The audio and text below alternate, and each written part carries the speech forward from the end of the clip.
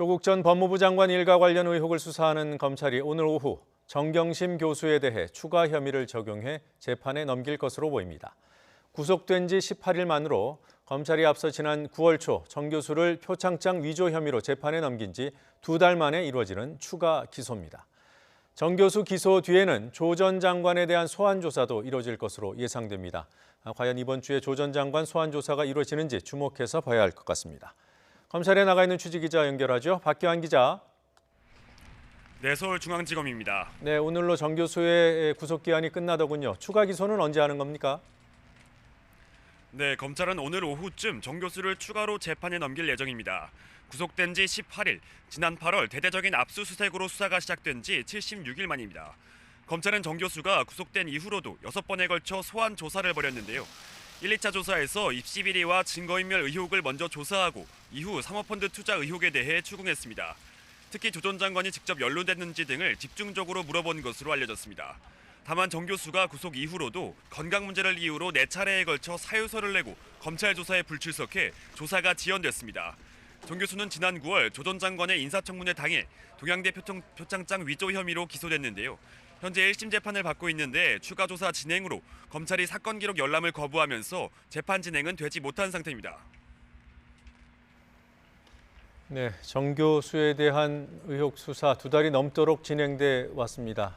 이번에 어떤 새로운 혐의가 적용되는 겁니까? 네, 크게 보면 자녀 입시 비리와 증거인멸, 그리고 사모펀드 등 3갈래인데요.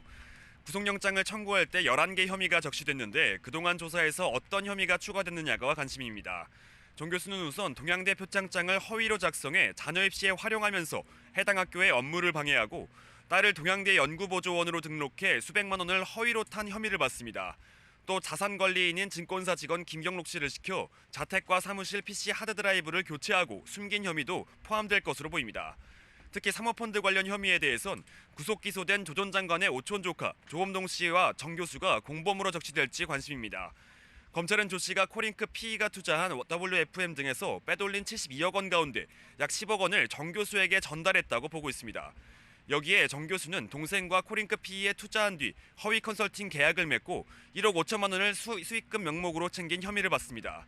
또 WFM의 미공개 내부 정보를 입수해 지분을 매입했는데 당시 조 전 장관이 청와대 민정수석이었던 만큼 공직자윤리법을 피하기 위해 주식을 차명 보유한 혐의도 있습니다. 무엇보다 검찰이 증거인멸과 사모펀드 의혹 등과 관련해 조 전 장관을 정 교수와 공범으로 적시할지 등 이에 대해서도 관심이 집중되고 있습니다. 다만 아직 조 전 장관에 대한 조사가 남은 만큼 관련된 혐의는 공소장에서 빠질 가능성도 있습니다. 네, 조 전 장관 소환 조사 한다 예고만 되고 아직 못하고 있는데요. 하기는 하는 겁니까? 네, 이번 주 안에 검찰이 조 전 장관을 불러 조사할 것으로 예상됩니다. 조 전 장관이 출석한다면 이번 수사의 정점이 될 것으로 보이는데요. 검찰이 당초 정 교수 기소 전에 조 전 장관을 소환할 예정이었던 만큼 질문지 작성 등 조사 준비는 모두 마친 것으로 알려졌습니다. 조 전 장관은 정 교수 혐의와 직간접적으로 연루돼 있는데요.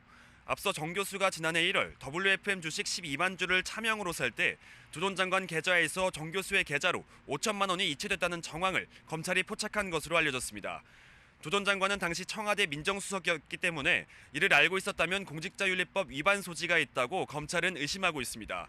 또 WFM에서 조 전 장관 영향력을 기대하고 주식을 2억 원 정도 싸게 팔았고 조 전 장관도 이를 사전에 알고 있었다면 뇌물 혐의가 적용될 수 있습니다. 여기에 동생의 운동학원 상대 위장소송 관련 문건도 조 전 장관 자택에서 나와서 검찰이 이에 대해서도 조사할 것으로 보입니다. 소환 방식에 대해선 비공개가 유력하지만 조 전 장관이 공직자였던 만큼 변호인단과 조율을 통해 공개 소환 방식으로 이뤄질 가능성도 배제할 수 없습니다. 지금까지 서울중앙지검에서 YTN 박규환입니다.